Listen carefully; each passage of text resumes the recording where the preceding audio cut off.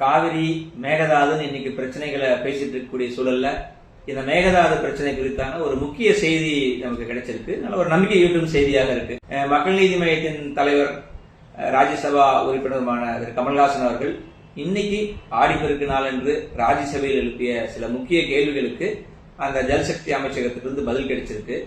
அவர் எழுப்பியிருந்த கேள்விகள் என்னன்னா, மேகதாது அணை கட்டுறதுக்கு டீடைல்டு ப்ராஜெக்ட் ரிப்போர்ட் கொடுத்திருக்காங்களா, அது குறித்து காவிரி நீர் மேலாண்மை வாரியம் ஏதாவது கருத்து சொல்லியிருக்காங்களா, இல்ல அங்க அணை கட்டப்பட்டால் இங்க தமிழ்நாட்டில் விவசாயிகளுக்கு என்ன பாதிப்பு ஏற்படும், குடிநீருக்கு என்ன பாதிப்பு ஏற்படும், இது குறித்து மத்திய அரசு பரிசீலித்துள்ளதா, எந்தெந்த சட்டங்களின் அடிப்படையில் இந்த மேகதாது அணை கட்டுவது குறித்தான அறிக்கை பரிசீலிக்கப்படும், மேலும் இந்த மேகதாது அணை குறித்து தமிழ்நாடு எழுப்பியுள்ள எதிர்ப்புகள் குறித்து மத்திய அரசு பரிசீலித்துள்ளதா, இது போன்ற 4 முக்கிய கேள்விகளை எழுப்பியிருந்தார். 4 கேள்விகளுக்கு மத்திய ஜல்சக்தி துறை இணையமைச்சர் திரு ராஜ்பூஷன் சௌத்ரி கொடுத்திருக்கக்கூடிய பதில் என்னவென்றால், மேகதாது அணை தொடர்பாக திருத்தப்பட்ட புதிய திட்ட அறிக்கை மத்திய நீர் ஆணையத்திற்கு வந்து சேரவில்லை.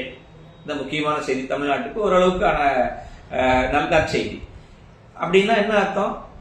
கர்நாடகா அணை கட்ட விரும்பியது, அதுக்காக ஒரு ப்ராஜெக்ட் ரிப்போர்ட் அனுப்பிச்சாங்க. அதுல குறைபாடுகள் இருக்குது, இது ஏற்றுக்கொள்ள முடியாது என்று மத்திய அரசு திருப்பி அனுப்பிச்சிருந்தாங்க. அதை சரி செய்து முறையாக திருப்பி இன்னும் அனுப்பவில்லை. இதுதான் இன்னைக்கான நிலைப்பாடு. சரி, அப்படி அவங்க திருப்பி அனுப்பிச்சதுக்கு அப்புறம் எந்த அடிப்படையில அந்த திட்ட அறிக்கை பரிசீலனை செய்யப்படும் அப்படின்னு பார்த்தா, அவர் 3-4 சட்டங்கள் கொடுத்திருக்காங்க. மத்திய நீர் ஆணையத்தின் நடைமுறை வழிகாட்டுதல், காவிரி நடுவர் மன்றம் டிரைபியூனலோட இறுதி தீர்ப்பு, சுப்ரீம் கோர்ட்டோட 2018 தீர்ப்பு. இந்த தீர்ப்புகளுக்கு அடிப்படையில் மேகதாது அணை குறித்து திட்ட அறிக்கை வந்தால் அதை பரிசீலிப்போம், ஆகியவற்றின் அடிப்படையில் மட்டுமே ஆய்வு மற்றும் மதிப்பீடு செய்யப்படும் அப்படின்னு சொல்லியிருக்காங்க. ஸோ இன்னைக்கு ஆடிப்பெருக்கு நாள், தமிழ்நாட்டில் எல்லாரும் காவிரியில கொண்டாட வேண்டிய நாள். ஆனால் இன்னைக்கு நமக்கு முழுமையா தண்ணி இல்லை. இனிவரும் காலங்களிலாவது காவிரி பிரச்சனை தீர்ந்து அடுத்த ஆண்டிலிருந்தாவது ஒவ்வொரு ஆடிப்பெருக்கும் நாம் நல்லபடியா கொண்டாடணும். அதற்கு மக்கள் நீதி மையம் தொடர்ந்து குரல் கொடுக்கும். மக்கள் நீதி மையத்தின் தலைவர் கமல்ஹாசன் அவர்கள் தமிழ்நாட்டு உரிமைகளுக்காக, காவிரி உரிமைகளுக்காக ராஜ்யசபையில் தொடர்ந்து குரல் கொடுப்பார். வணக்கம்.